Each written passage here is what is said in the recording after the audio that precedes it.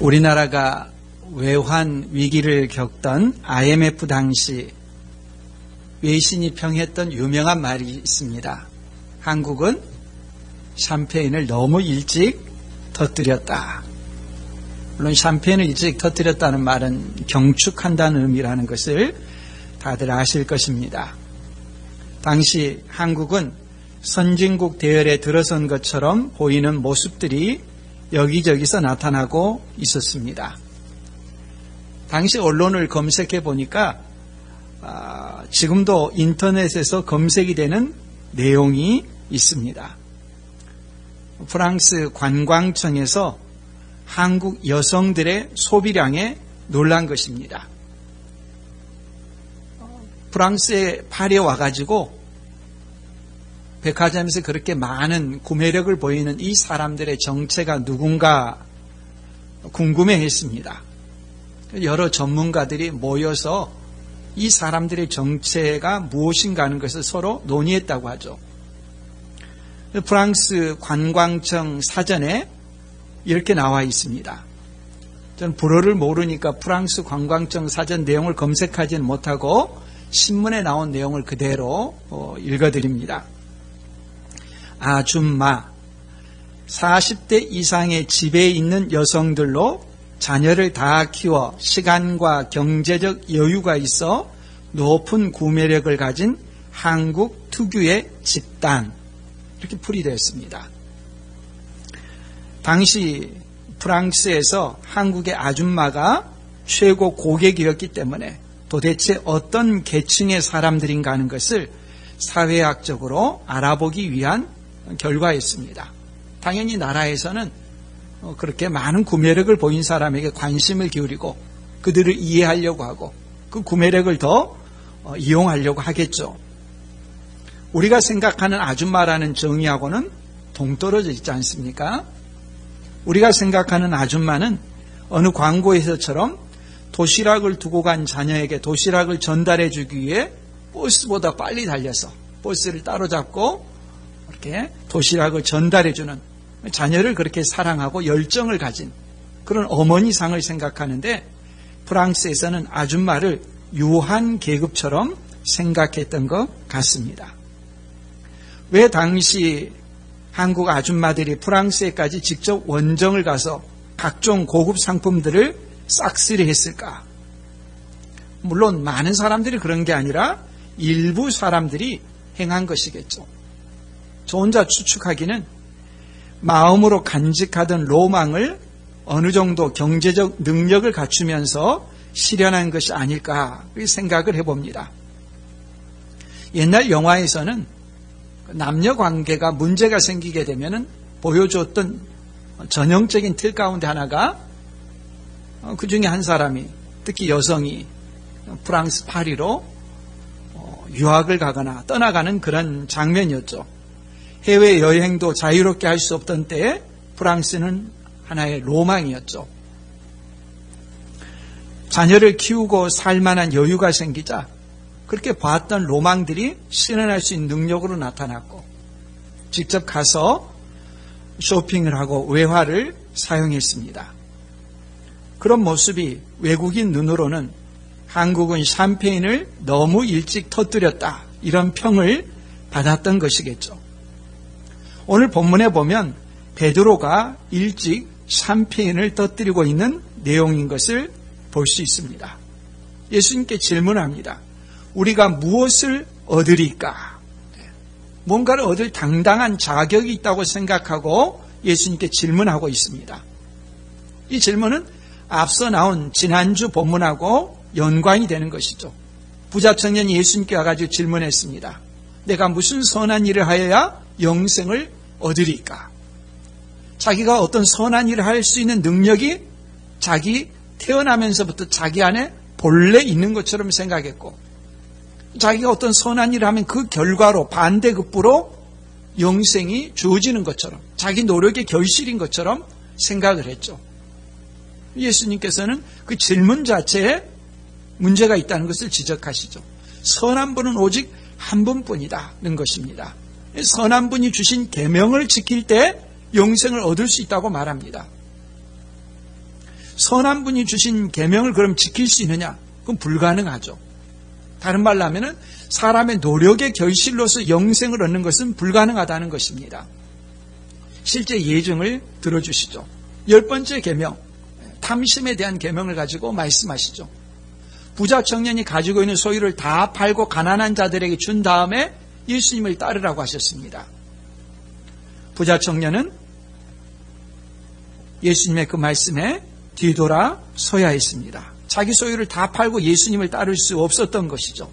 바로 이 배경에서 예수님께 베드로가 질문한 것입니다. 27절, 이에 베드로가 대답하여 이르되 보소서, 우리가 모든 것을 버리고 주를 따라 싸운데 그런즉 우리가 무엇을 얻으리까? 우리라고 하는 질문은 베드로만의 생각이 아니라 제자들을 대표해서 물어보았다는 것을 말합니다. 이런 베드로의 질문은 좀 얄미운 모양입니다. 바로 직전에 부자 청년이 예수님께 질문을 하고 원하는 답을 얻지 못하고 뒤돌아서는 그 뒷모습을 보면서 안타까워하는 마음이 들고 그 문제를 놓고 같이 이야기하기보다도 말이 나온 기회를 이용해서 부자 청년보다 자신들은 더 낫다고, 부자 청년은 아무것도 얻지 못하고 돌아가지만 우리는 얻을 것이 있지 않겠느냐고 예수님께 질문하는 그런 모습이기 때문입니다. 부자 청년은 소유를 버리지 못해서 예수님을 떠났지만 베드로와 제자들은 소유를 버리고 예수님을 따르고 있다고 말하고 있습니다. 그러면서 그 대가로 자신들이 얻을 것이 뭐냐 하는 것을 예수님께 물었습니다. 곰곰이 따져보면은 사람이 행한 결과로서 무엇을 얻는다, 이런 공로의 측면에서 부자 청년과 베드로가 서로 다르지 않습니다. 제자들은 버렸기 때문에 무엇을 얻을 수 있다고 생각하고 있습니다. 부자 청년은 버리지 않았기 때문에 얻지 못하고 있습니다. 본질에 있어서는 크게 다르지 않죠. 이런 상황에서 예수님께서 베드로를 책망할 타이밍이라고 생각이 되는데, 예상되는 시점인데 예수님은 제자들을 책망하지 않습니다. 그것은 제자들에게는 부자 청년과 대조되는 면이 있었기 때문입니다. 부자 청년은 소유를 팔고 예수님을 따르라는 말씀에 소유를 팔 수 없었고, 따라서 예수님으로부터 돌아서는 선택을 했습니다. 그러나 베드로와 제자들은 달랐죠. 공생을 시작하면서 예수님께서 나를 따르라 말씀하시자 있는 것들을 다 내려두고 버려두고 예수님을 따랐던 제자들입니다. 베드로와 제자들은 부자 청년처럼 그들이 가지고 있는 소유가 예수님을 따르는데 장애가 되지 않았다는 것을 분명히 보여줍니다. 그럼에도 불구하고 베드로와 제자들이 자신의 선택과 결단의 결과물로서 공로를 주장한다면, 대가를 주장한다면 그들의 선택은 하나의 공로가 될 것입니다. 우리가 성경을 통해서 늘 알아야 하는 것은 우리가 예수님을 따르는 선택을 하는 것, 결정을 하는 것, 결단을 하는 것, 그리고 따르는 이 모든 것은 그 이전에 하나님의 선행하는 은혜가 있었기 때문에 가능한 것입니다. 하나님의 은혜가 우리의 마음 가운데 임하지 않으면 우리 스스로 결단하고 주님을 따르는 일을 하기 어렵습니다. 그 은혜를 망각하고 마치 자기 자신만의 독특한 어떤 이성적인 판단과 결단과 선택인 것처럼 생각합니다. 그 자기의 공로가 되죠. 성경은 그렇게 말하지 않습니다. 아브라함을 부를 때도 그랬고, 모세를 부를 때도 그랬고, 다윗을 부를 때도 그랬고, 성경에서 하나님께서 사람을 부르실 때 그 사람은 하나님을 따르려고 결단한 적도 없고 생각한 적도 없고 하나님께서 먼저 찾아가셔서 그들을 부르신 것입니다. 선행하는 은총이 있었던 것이죠. 베드로는 그 부분을 싹 무시한 것입니다. 마치 자신의 선택과 결단으로 이루어진 예수님의 제자됨처럼 생각하고 자신들이 그런 결단을 했으니까 하나님께서는 상응하시는 어떤 공로에 대한 보상을 해야 된다, 이렇게 주장하고 있는 것과 같죠. 과연 그런가? 베드로의 질문 내용을 우리가 엄정하게 따져볼 필요가 있습니다. 베드로가 모든 것을 버렸다고 했는데 정말 그럴까요? 예수님께서는 베드로나 제자들에게 부자 청년에게 말씀하셨던 것처럼 모든 소유를 다 팔아 가난한 자들에게 주고 나를 따르라, 이렇게 말씀하지 않았습니다. 그냥 나를 따르라고 했고 그 말씀에 따라서 있는 소유를 그대로 두고 예수님을 따라왔습니다. 예수님께서 갈릴리에서 사역을 할 때 그 센터가 됐던 곳은 어디입니까? 가버나움에 있는 베드로의 집이었습니다. 그럼 여전히 집을 소유하고 있었죠. 그 집엔 누가 있었습니까? 베드로의 장모도 그 집에 있었습니다. 그는 가족과 함께 지내고 있었고 집도 소유하고 있었습니다. 갈릴리 호수에서 여러 번 배를 타고 건너갔습니다. 아무 배나 그냥 객출해서 건넜을까요? 아마 제자들 중에 어느 제자의 배를 타고 오고 가고 했을 것입니다.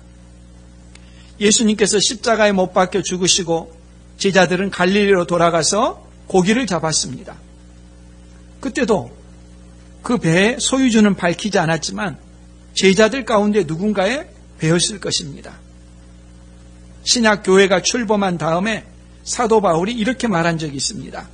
고린도전서 9장 5절에 보면 우리가 다른 사도들과 주의 형제들과 게바와 같이 믿음에 자매된 아내들을 데리고 다닐 권리가 없겠느냐.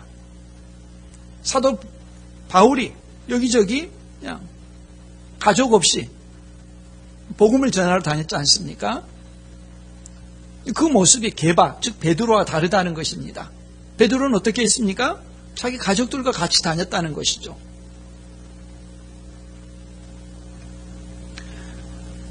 이 말은 베드로가 모든 것을 버렸다라고 말하기 어렵다는 것을 뜻하는 것이겠죠. 심지어 예수님의 제자 요한과 야고보, 12제자 중 가운데 2명인 요한과 야고보의 어머니가 예수님께 요청한 내용이 20장 뒷부분에 나옵니다. 20장 20절 이하에 보면 그때 세베대의 아들의 어머니가, 세베대의 아들은 요한과 야고보입니다. 그 아들들을 데리고 예수께 와서 절하며 무엇을 구하니? 다 큰 아들 둘, 요한과 야고보를 데리고 예수님께 와가지고 요청을 한단 말입니다. 예수께서 이르시되 무엇을 원하느냐? 이르되 나의 이 두 아들을 주의 나라에서 하나는 주의 우편에 하나는 주의 좌편에 앉게 명하소서. 요한과 야고보가 절대 사양하고 있는데 강제로 끌고 갔겠습니까? 그 어른들을? 그들도 같은 생각이었다는 거죠. 버렸다고요? 버린 것 같은데 더 큰 걸 요구하고 있는 셈이죠. 오늘날의 시각에서 엄밀히 따진다면 제자들이 소유를 다 버렸다고 말하기는 어렵습니다. 그럼에도 예수님께서는 제자들이 소유를 다 버린 것이 아니라고 문제 삼지 않으셨습니다. 만일 우리가 예수님을 따르는 것이 자신의 소유가 아무것도 없는 것이라는 이 형식 논리에만 치중한다면 예수님을 따른다는 의미보다도 버리는 데 더 치중할 것입니다. 버린 것이 공로처럼 여겨질 것입니다. 그러나 참된 제자도는 자주 말씀드리는 것처럼 예수 그리스도를 따르는 삶, 예수님을 닮는 삶입니다. 그런 면에서 비록 제자들은 완성되지는 않았다 하더라도, 다 버리지는 않았다 하더라도, 여전히 소유를 가지고 있다 하더라도 예수님을 따르는 중이었습니다. 닮는 중이었습니다. 그들의 소유를 적절하게 주님을 따르는 가운데 사용할 것입니다. 예수님께서는 베드로의 질문 가운데 이 앞부분에 대해 치중하시는 것이 아니라 뒷부분, 그런즉 우리가 무엇을 얻으리까? 이 부분에 대해서 답해 주십니다. 당시 유대교의 핵심 사상 가운데 하나는 공로주의입니다.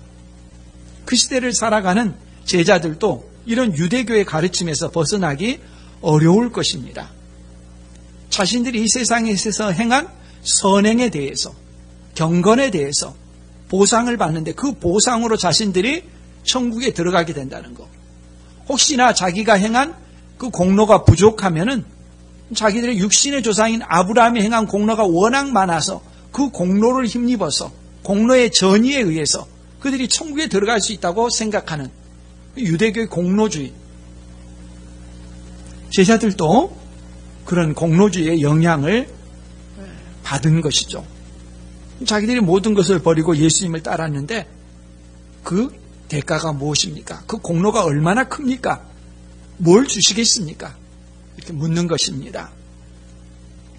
예수님은 제자들에게 답해 주시는데요. 상급이 있다라고 말씀하시고, 근데 그 상급의 성격이 제자들이 상상하는 그런 성격과 다르다고 하십니다. 또 이 세상에서 생각하는 경제적인 방식의 상급과도 다르다고 말씀하십니다. 이미 마태복음에서는 여러 번에 걸쳐서 상급에 대해서 말씀하셨습니다. 산상수훈에 보면 특히 많이 나오는데요. 팔복을 마치시면서 마태복음 5장 11절 이하에 나로 말미암아 너희를 욕하고 박해하고 거짓으로 너희를 거슬러 모든 악한 말을 할 때에는 너희에게 복이 있나니 기뻐하고 즐거워하라. 하늘에서 너희의 상이 큼이라. 너희 전에 있던 선지자들도 이같이 박해하였느니라. 주님을 믿는 믿음 때문에 박해를 받을 때 하나님으로부터 상이 있다고 말씀하십니다. 또 마태복음 6장에 보면은 당시 종교 지도자들, 바리새인들이 특히 공로의 방편으로 여기는 세 가지가 있었습니다. 구제, 기도, 금식이었죠. 사람들에게 자신이 공로가 많다는 것을 과시하는 방식으로 구제, 기도, 금식을 사용했습니다. 근데 예수님께서는 그렇게 사람들이 보는 방식으로 경건의 외적인 형식을 취한다면 그건 이미 사람들로부터 상을 받은 것이지 하나님으로부터는 상이 없다고 말씀하십니다. 어떤 방식으로 해야 되느냐? 마태복음 6장 4절에 보면 구제와 관련해서 내 구제함을 은밀하게 하라. 은밀한 중에 보시는 너희 아버지께서 갚으시리라. 상급이 있다는 거죠. 또 기도와 관련해서는 6절에 보면 너는 기도할 때 내 골방에 들어가 문을 닫고 은밀한 중에 계신 내 아버지께 기도하라. 은밀한 중에 보시는 내 아버지께서 갚으시리라. 상급이 있다고 말씀합니다. 또 마태복음 6장 17절 이하에 보면은 금식과 관련해서 너는 금식할 때 머리에 기름을 바르고 얼굴을 씻으라.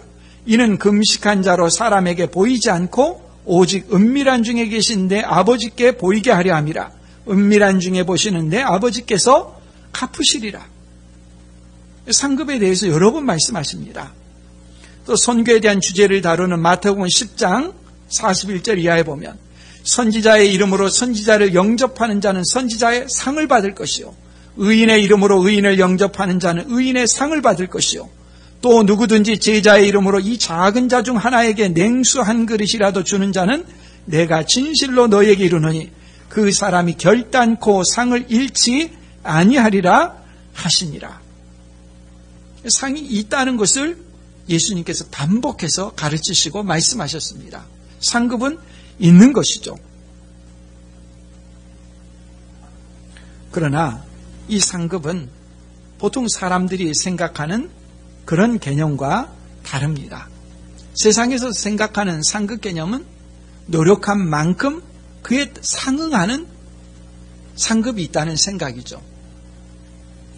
주님이 말씀하시는 상급은 다른 특성이 있습니다. 먼저 두 가지 상급의 내용을 말씀하시는데요. 첫 번째는 28절에 예수께서 이르시되 내가 진실로 너희에게 이르노니 세상이 새롭게 되어 인자가 자기 영광의 보좌에 앉을 때 나를 따르는 너희도 12보좌에 앉아 이스라엘 12지파를 심판하리라 했습니다.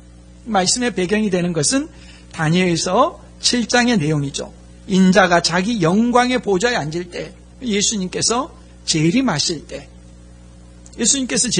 때 새롭게 된 그 세상에서 인자이신 예수님께서 세상을 통치하는데 그 통치에 참여하게 된다는 말씀입니다.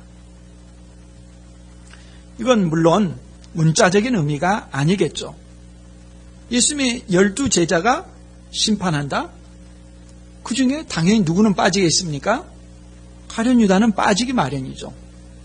이것은 문자적인 의미가 아니라 12지파로 표현되어지는 교회를 의미하는 것이겠죠.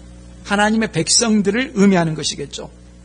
다시 오게 된 예수 그리스도께서 세상을 다스리는 그때 하나님의 자녀들은 세상을 다스리는 그 다스림에 동참하게 된다. 이것이 상급의 첫째 모습입니다. 모든 사람이 이런 다스림의 권세를 갖는다는 것이죠. 그 구체적인 내용은 우리가 알기 어렵습니다. 다스린다는 말에 포함된 것이 상급 첫 번째 내용이고요. 두 번째 보상은 29절입니다. 또 내 이름을 위하여 집이나 형제나 자매나 부모나 자식이나 전토를 벌인 자마다 여러 배를 받고 또 영생을 상속하리라 했습니다. 제자들이 벌인 것과 보상 사이의 관계성을 말씀합니다. 이 보상의 특징은 1대1의 관계가 아니라 비교 불가의 풍성함의 특징을 갖는다는 것을 두 번째 내용에서 말씀하고 있죠. 여러 배를 받는다는 의미 역시 문자 그대로 직역하기는 어렵습니다. 부모를 버렸다. 여러 배를 받는다는 것이 부모가 여러 명이 된다는 말일 수 있겠습니까? 그건 아니겠죠. 영적인 의미가 되겠죠. 가장 결정적인 보상은 영생입니다. 부자 청년이 질문했던 것에 대한 답이 여기에 나오는 것이죠. 내가 무엇을 하여야 영생을 얻으리까? 무엇을 해서 영생을 얻는 것이 아닙니다. 주님이 주님의 자녀들에게 주는 선물입니다. 어떤 사람도 자기 노력의 결실로 영생을 얻을 수 있는 사람은 아무도 없습니다. 풍성하게 주시는 하나님께서 우리가 노력한 것과 상관없이 주님의 자녀에게 주시는 비할 바 없는 은혜가 영생인 것이죠. 코로나19로 신천지가 뉴스에 초점이 되고 있습니다. 대구에서 만여 명이 밀집해서 집회를 갖는 그 모습이 뉴스를 통해서 보도되었고 코로나19가 확산되는 결정적인 그런 계기 가운데 하나였습니다. 이 신천지 이단의 주장 가운데 하나가 요한계시록 14장에 나오는 14만 4천 명입니다. 한 지파에 12,000명씩 12지파니까 14만 4천 명. 이 14만 4천 명이 되게 되면 구원이 임한다. 이런 주장을 해왔었죠. 몇 년 전에 14만 4천 명이 됐어요. 저도 그때 신천지가 어떻게 될까 궁금했습니다. 이 사람들이 말을 살짝 바꿨어요. 14만 4천 명이 넘고 20만 명이 넘기 시작하니까 자기들 가운데 진짜가 있고 가짜가 있다고 구별을 한 거예요. 진짜가 되기 위해서 사람들이 막 열정적으로 신천지에 충성하기 시작하고 경쟁이 일어나는 것이죠. 훨씬 더 효과적인 모습이 나타나게 됐습니다. 구원의 때가 임박했다. 이미 14만 4천 명이 넘었고 이제 그 내부에서 순위를 최대한 올려두게 되면 나중에 자신들이 왕노릇하고 살 수 있을 것이라고 여겼습니다. 일상생활을 포기하고 버렸고 가족도 버리고 직업도 버리고 신천지에 헌신하는 사람들이 나오기 시작했습니다. 사회적 마찰을 일으키면서까지 신분을 감추면서까지 포교에 열정적으로 매달리는 그런 모습들입니다. 상급이 악용되는 것이죠. 상급이 사람들을 경쟁해서 더 많이 일하라는 동기부여의 목적으로 오용되는 모습이죠. 예수님께서 상급을 말씀하신 것이 그런 목적이었을까요? 예수님을 믿고 나면 영생을 얻었으니까 사람들이 거기에서 그냥 안주하고 그렇게 안주하는 사람들을 채찍질하기 위해서 상급이라는 당근을 줘가지고 너 열심히 일해 이런 목적으로 상급을 말씀하셨을까요? 상급에 대한 오용이죠. 지금 제자들은 그런 식으로 접근하고 있습니다. 내가 모든 것을 버렸기 때문에 그에 상응하는 반대 급부가 뭡니까? 뭘 주시겠습니까? 이런 식의 접근을 하고 있는 것이죠. 예수님은 상급에 대해서 비유로 가르쳐 주십니다. 근데 비유의 앞과 뒤에 같은 말씀이 순서만 바꿔서 등장하는 것을 볼 수가 있습니다. 마태복음 19장 30절에 보면 그러나 먼저 된 자로서 나중되고 나중된 자로서 먼저 될 자가 많으니라 했습니다. 이 말씀의 문맥은 앞에 부자 청년과 관련된 것이 되겠죠. 먼저 된 자는 누굽니까? 부자 청년이겠죠. 부자 청년은 젊은 나이에 다른 주변 사람들과 비교해서 훨씬 앞서 나갔죠. 안정된 직장, 부유한 삶, 안락한 삶, 먼저 된 사람이죠. 그러나 제자들은 어떻습니까? 가진 것마다 내려놨습니다. 경제활동에 종사하지 않습니다. 간신히 먹고 살지 모릅니다. 나중된 모습이죠. 천국에서는 역전된다는 것이죠. 먼저 된 자가 나중되고 나중된 자가 먼저 된다고 했습니다. 그 맥락 속에서는 그렇습니다. 문맥 속에서는요. 근데 20장 16절에는 또 뭐라고 합니까? 이와 같이 나중된 자로서 먼저 되고 먼저 된 자로서 나중되리라. 19장 30절 말씀과 순서를 바꿨습니다. 내용은 같은데요. 여기서는 그러면 무슨 말씀을 하고자 하시는가? 그걸 설명하는 것이 20장 1절에서 15절까지 나오는 비유입니다. 1절, 천국은 마치 품꾼을 얻어 포도원에 들여보내려고 이른 아침에 나간 집 주인과 같으니, 천국은 마치 무엇과 같다. 이 천국 비유라는 것을 말하는 것이죠. 천국은 우리가 알지 못하니까 천국을 아시는 예수님께서 그 천국의 특징을 우리가 알도록 이 세상에서 비슷한 어떤 것을 비교해서 설명해 주시는 그 방식이죠. 천국의 어떤 특징을 눈여겨봐야 되느냐? 집 주인과 같으니, 이 천국의 특징이 이 집 주인에게서 드러난다는 것입니다. 포도원 주인에게서 천국의 어떤 특징이 드러나느냐? 특별히 이 상급과 관련해서 우리가 생각하고 추리하는 이 세상 질서와 다른 모습이 천국에 있다.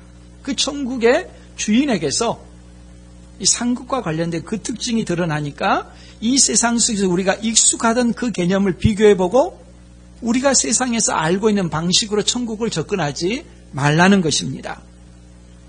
이 비유는 두 부분으로 나뉩니다. 앞부분은 포도원 주인이 품꾼들을 인력시장에서 만나 포도원으로 들여보내는 내용이고, 뒷부분은 그렇게 포도원에서 일한 일꾼들에게, 품꾼들에게 일당을 주는 내용입니다. 첫 번째 계약은 이른 아침 6시경에 체결됐습니다. 인력시장에 나가서 거기 있는 품꾼들을 하루 한 데나리온 주기로 한다. 약속을 하고 계약을 체결하고 그 품꾼들을 포도원에 들여보냈습니다. 한 데나리온은 하루 일당입니다. 한 가족이 이틀간 생활할 수 있는 정도의 양입니다. 포도원 주인이 다시 또 장터에 나갔습니다. 3시간 뒤에 나간 것이죠. 제3시. 복음서에 나와 있는 시간은 플러스 6시간 하면 현대 시간입니다. 3시에 나갔으니까 오전 9시에 나간 것이죠. 장터에 사람들이 있었습니다. 그 사람들에게 말합니다. 내가 상당하게 주겠다. 그 말을 듣고 그 사람들이 어떤 생각을 하겠습니까? 6시 일한 사람보다도 3시간 덜한 몫을 주겠구나. 상당하게 주겠다는 말. 아마 그렇게 이해할 것입니다. 그러나 그를 채용해 주는 것이 감사해서, 그렇지 않으면 하루 종일 놀아야 되는데, 가족들이 먹고 살아야 되는데 일하지 못하면 볼 수가 없으니까 일자리 준 것이 감사해서 포도원에 가서 일할 것입니다.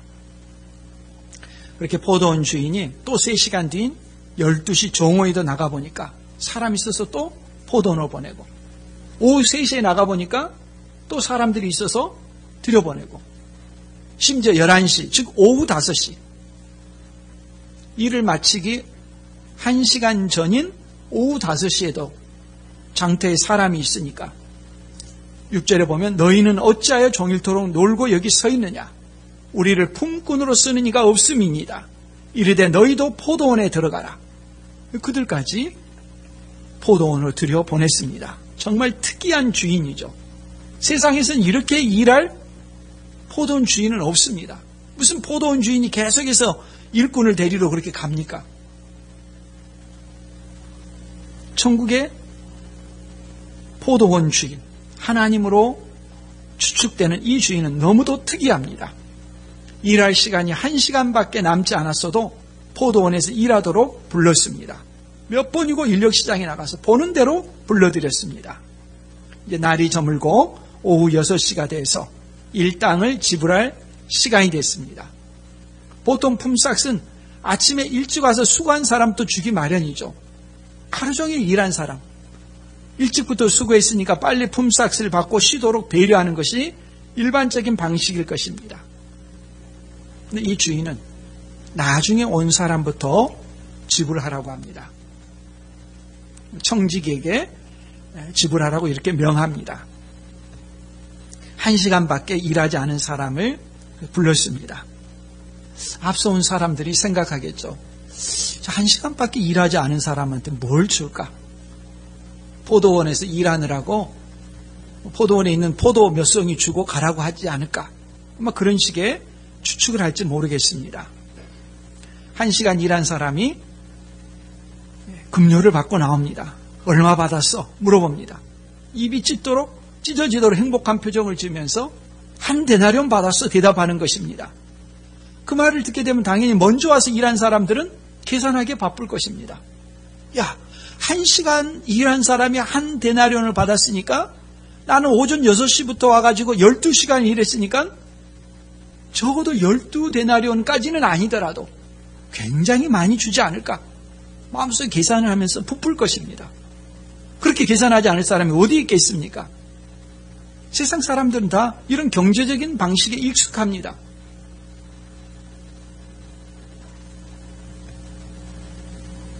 그런데 몇 시간 일한 사람이건 다 똑같이 한 데나리온씩만 받는 것입니다.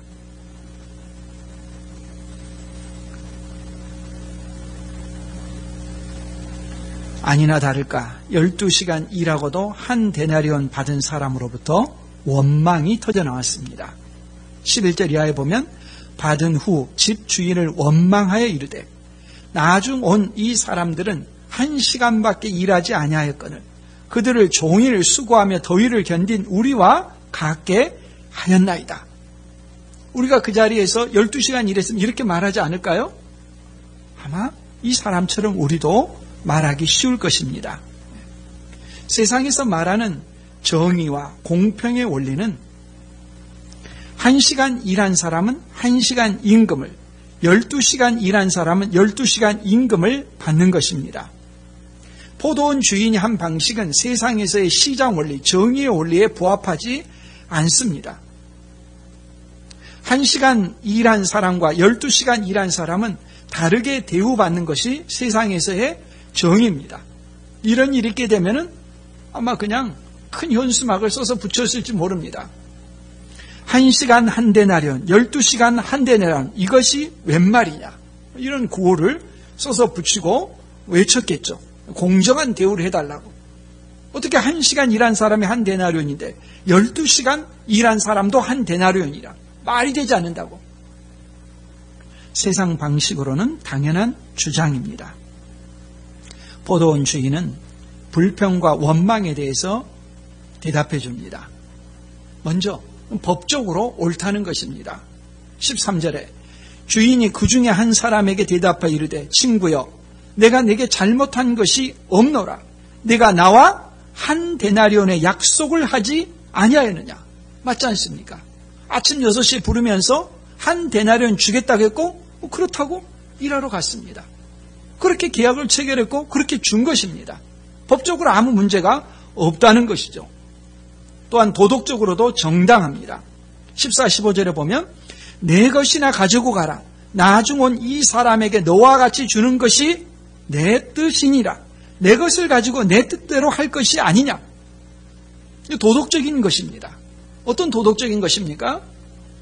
1시간 그 사람이 일한 것을 가지고서 돌아가서 가족들이 먹고 살아야 됩니다. 1시간 분량을 가지고서 가족들이 먹고 살기는 어렵죠. 주인은 후하게 그 사람에게 주었습니다. 그 주인의 뜻입니다. 일한 것보다도 더 풍성하게 주어서 가족들이 먹고 살 수 있도록 배려하는 것. 주인의 자비로운 마음입니다. 주인의 뜻입니다. 법적인 의무로 하는 것이 아니라 도덕적인 것입니다. 주님의 성품입니다. 1시간 일한 사람을 후하게 대해주는 주인의 권리, 주인의 생각입니다. 그 핵심을 15절에서 이렇게 말씀하죠. 내가 선함으로 네가 악하게 보느냐. 하나님의 선하심과 자비하심에 대해서 인간의 시기심과 분노와 인색함이 죄로 반응한 것입니다. 원망한 이유는 12시간 일한 사람이 원망한 이유는 자신의 몫을 받지 못해서 원망한 것이 아닙니다. 자신보다 덜 일한 사람들이 자신과 동일하게 보상을 받았다는 것에 대한 분노와 원망과 불평입니다. 비교해서 나온 것입니다. 세상의 경제 원리에 물들어 있는 것이죠. 만일 우리가 12시간 일한 일꾼의 주장에 동의한다면 천국의 원리를 아직 모르고 있는 것입니다. 세상의 방식과 천국은 다릅니다. 세상은 일한 만큼 받아야 한다는 원리지만 천국은 은혜의 원리입니다. 만일 베드로가 내가 버렸기 때문에 버린 것에 상응한 것을 무엇을 주겠습니까? 버린 만큼만 달라고 한다면 그는 천국의 위대한 특권들을 놓치기에 해달라고 요구하는 것과 같습니다. 주님은 우리에게 일한 것보다 풍성하게 주시는 분입니다. 우리의 계산을 뛰어넘는 분이죠. 하나님 나라는 상급이 있습니다. 상급이 있지만 누구도 불이익당하지 않습니다. 하나님 나라는 누가 먼저냐가 아닙니다. 누가 많이 일했느냐가 아닙니다. 오직 하나님의 은혜입니다. 공정함을 무시하는 것이 아니라 공정함을 뛰어넘는 은혜의 원리가 작동하고 있다는 것입니다. 하나님 나라의 보상은 적게 받는 사람이 아무도 없습니다. 기대보다 더 많이 받습니다. 예수님께서 포도원 품꾼의 비유를 통해서 가르치시는 것은 하나님 나라가 은혜롭다는 것입니다. 하나님 나라를 위해 일한 자에게는 반드시 상급이 돌아갈 것이지만 그 상급을 자기 의의 입각에서 추론하지 말라는 것입니다. 이 세상에서의 희생과 헌신은 헛되지 않을 뿐만 아니라 풍성한 상급이 있습니다. 나중에 온 사람이 먼저 온 사람과 동등하게 상급이 주어져서 불편한 마음이 혹시 들고 있습니까? 그러면 열심히 일할 필요가 없겠네. 혹시 그런 생각이 들지는 않으십니까? 한번 이렇게 생각해 보십시오. 자녀가 글 쓰는 것을 좋아합니다. 근데 부모가 자녀에게 강요한 것이 아닌데 자녀가 먼저 부모에게 이렇게 말하는 거예요. 이번에 글짓기 대회가 있는데 내가 나가고 싶다고. 나가고는 싶은데 나가면은 나는 도저히 경쟁에서 상을 받을 자신이 없어서 못 나가겠어요. 이렇게 말하는 거예요. 부모 입장에서 어떻게 해야 됩니까? 그 참 잘 생각했다. 나갈 필요가 없지. 처음부터 그렇게 길을 꺼는 것이 잘하는 것이겠습니까? 아마 부모는 그렇게 하지 않을 것입니다. 그러니까 글 쓰는 재주가 있고 글을 쓰고 싶어 하는데 다만 나가서 하는 것이 두려워서 상 못 받을까 봐서 미리 포기하는 그런 마음을 볼 때 그것도 자기가 먼저 나가고 싶어 하는 마음을 보였으면 부모 입장에서는 어떻게 합니까? 격려하고 싶을 것입니다. 아니야, 너는 할 수 있어. 한번 해봐 할 것입니다. 그래도 자녀가 주저한다면 어떻게 할까요? 아마 이런 식의 반응이 아닐까요? 자녀가 평소에는 너무 가지고 싶어하는 어떤 게 있어요. 자녀에게 네가 이번에 나가서 이 글짓기 대회 나간다면은 네가 평소에 갖고 싶어했던 그건 내가 사줄게. 아마 부모 마음에서는 자녀를 그렇게 격려하고 싶어 할 것입니다. 부모님이 자녀에게 자녀가 평소에 좋아하는 선물을 사주겠다고 선물이라는 상급을 통해 의도하는 것은 무엇이겠습니까? 자녀가 나가서 글을 써보고 자기가 좋아하는 재능들, 좋아하는 일들을 개발하라고 격려하는 것이겠죠. 아마 자녀가 선물 때문에 글짓기에 나갔지만은 상을 받지 못했다고 하더라도 많은 부모님들은 그 자녀에게 상을 원하는 그것을 선물로 사줄 것입니다. 애초에 선물을 주겠다고 한 것은 선물을 주겠다는 것이 목적이 아니라 자녀가 자기 능력을 개발하고 발휘하도록 격려하기 위한 것이었기 때문이죠. 자녀가 그 일을 통해서 알게 된 건 뭡니까? 나갈 수 있다. 나가도 된다. 그리고 또 나가서 이렇게 글을 써봄으로써 글읽기 실력들이 개발되고 발휘되고 자기 적성들이 더 나타나는 그런 모습이겠죠. 우리가 상급을 바라보고 달려갈 수 있지만 나중에는 상급 때문이 아니라는 것을 깨닫게 될 것입니다. 상급을 목적으로 해서 하나님께서 기뻐하신 일을 했을지는 모르지만 처음에는 그 상급을 바라며 나가는 그 활동들이 그 활동을 통해서 하나님께 주신 은혜를 그 사람이 경험하게 되는 것입니다. 하나님 말씀에 순종하는 일이고 하나님이 기뻐하신 일들을 함을 통해서 하나님 주시는 그 풍요로운 영적인 은혜들을 맛보는 거예요. 이 세상 속에서 세상의 어떤 주는 즐거움과 쾌락과 그런 것들에 대한 마음을 빼앗기지 않고 하나님께 주시는 그 은혜에 대해서 처음에는 상급 때문에 일한 것 같았지만은 그 일 자체가 주는 기쁨, 하나님께 주시는 영적인 풍요로움, 그걸 맛보기 시작합니다. 그것이 그 사람 자신에게 이미 상급이 되기 시작하는 것이고 영적인 풍요로움이 그 안에 간직되는 것이고 그로 인해서 그 주변의 사람들이 달라지는 것들이 나타나는 그것 자체가 이미 그 사람에게 이 세상에서 상급으로 나타나기 시작하는 것이죠. 가장 유익한 길이었다는 것을 깨닫게 되는 것입니다. 나는 상급 그런 것 바라고 일하지 않아. 아닙니다. 상급이 하나의 시작하는 동인이 될 수 있지만 조금 일하다 보면 금방 깨닫습니다. 하나님의 말씀을 따르고 순종하는 일은 그에 따르는 영적인 부요함이 상상할 수 없는 것이거든요. 하나님 나라는 은혜의 원리가 지배하는 나라입니다. 어린아이 때부터 부르심을 받아 그리스도의 제자로 살아왔어도 세상의 즐거움을 누리지 못했다고 한탄하지 않습니다.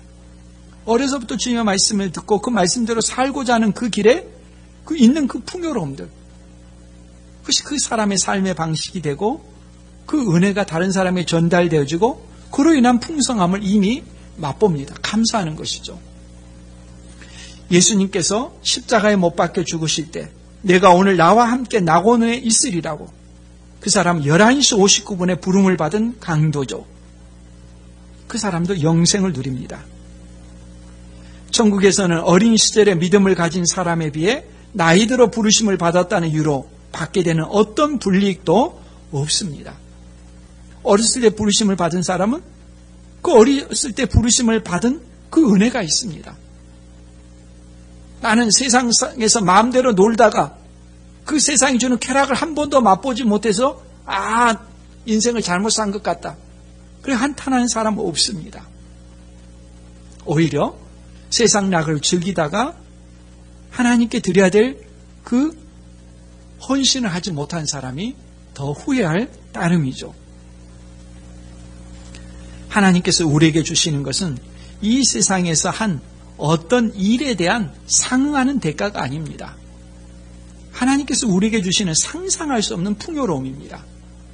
몇 살에 부르심을 받거나 내가 한 일이 얼마나 작거나 그에 따르는 것이 아니라 냉수 한 그릇에도 풍요로움을 보상을 주시겠다는 주님께서 얼마나 우리에게 주실 것이 풍성한가에 대해서 우리가 생각해 봐야 됩니다.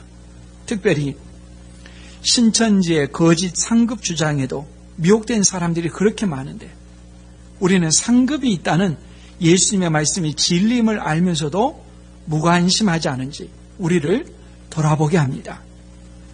신천지 이단의 모임의 열정이 코로나19의 확산으로 교회의 공예배를 쉬게 하는 이런 상황까지 이르게 되는데 그들의 그 거짓된 모임에 대한 열정도 그 정도인데 우리는 주님을 향한 그 모임에 대해서 어떻게 생각하고 있는지 우리 자신을 돌아보게 합니다.